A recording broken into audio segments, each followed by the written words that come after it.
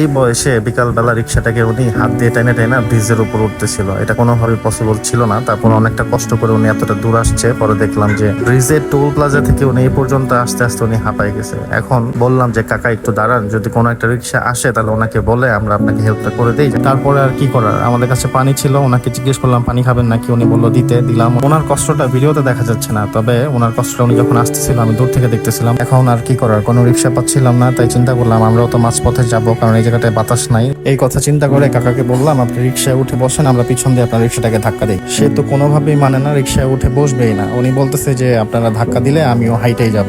শেষ পর্যায়ে উনি যেভাবে বললো আমরা সেভাবেই ওনাকে হেল্প করলাম। অবশেষে এখন আমরা ব্রিজের মাঝপথে, কিন্তু এখন পর্যন্ত কোনো অটো বা রিক্সা পাইনি।